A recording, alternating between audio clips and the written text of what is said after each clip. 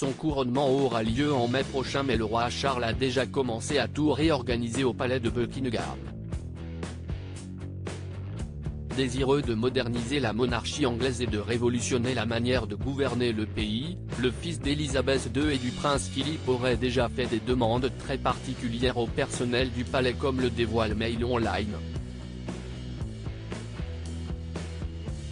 Ainsi, Charles III aurait notamment eu la bonté de dire aux serviteurs de ne plus disparaître à reculons en leur présence.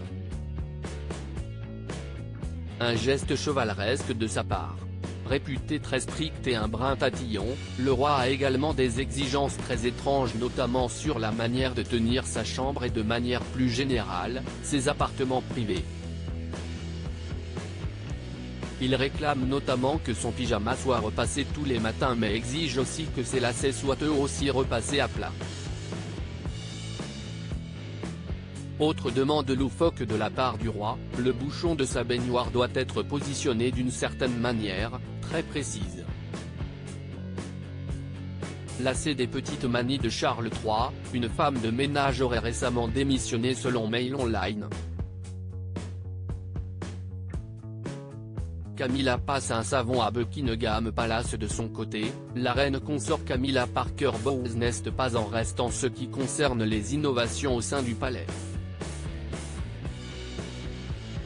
Visiblement maniaque et accro à la propreté, elle aurait ainsi fait une fixette sur les savons de Buckingham qu'elle estime pas assez chaleureux pour leurs convives.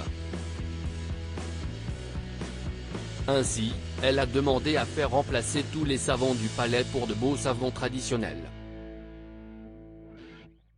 De plus, elle a indiqué que Buckingham Palace ne devait plus fonctionner comme ces genres de motels impersonnels que vous pouvez trouver sur une aire d'autoroute, et veille à réorganiser les demeures royales pour les rendre plus chaleureuses. Autre petite manie étrange de Charles III révélée par le prince Harry, faire le poirier en caleçon dans sa chambre afin de soulager ses vilains maux de dos.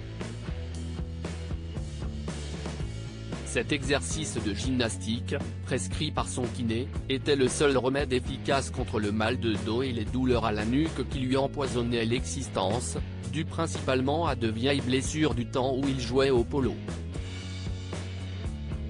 Il se livrait quotidiennement à cet exercice, en caleçon, s'appuyant contre un mur ou suspendu à une barre comme un acrobate aguerri. A ainsi confié le mari de Meghan Markle.